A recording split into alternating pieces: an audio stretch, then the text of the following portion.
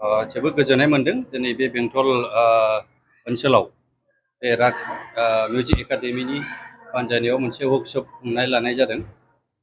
बेयाव बाहागो लाफैनानै आं जोबोद गोजोननाय मोनदों।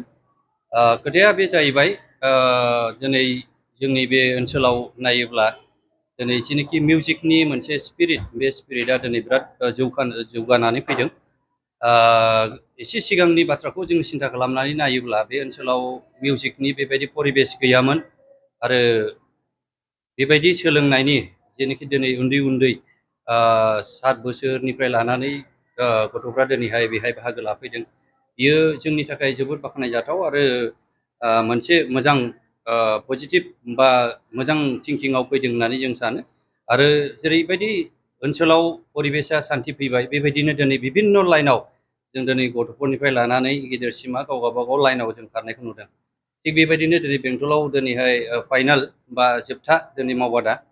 बे मावबादायाव जोंनि आलासि हिसाबै दिनै मिना दैमारि बायद' बिथाङाबो दंफैयो आरो बेजों लोगोसे लकेलनि CRPFनि एसिस्टेन्ट कामान्डार अनिल कुमार बिथाङाबो दंफैयोमोन आरो गोबां बेबायदिनो आलासि जोंनावहाय दङमोन।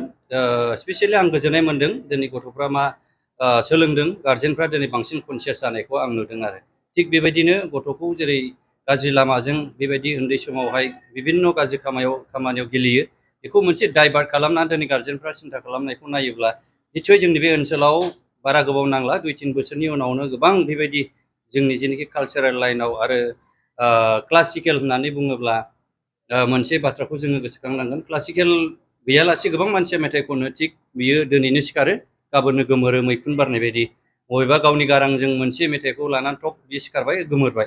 खिन्थु क्लासिकेल होननानै बुङोब्ला जेरै गथ'फ्रा ABCD सोलोंनानै MA BA फरायो, थिग बेबायदिनो क्लासिकेल लायोब्ला जिखुनु बियो मोनसे जेनोखि मिउजिकनि बिदै बेखौ बिथाङा मोनगोन आरो बियो दिदोमै, जुदि मोजां गायक जानो हायाब्लाबो मोनसे जाज बा मोजां मोनसे बिसारगिरि बा गावखौनो मोनसे बेबायदि एंगेजआव थानो हानायखौ जोङो नुगोन आरो।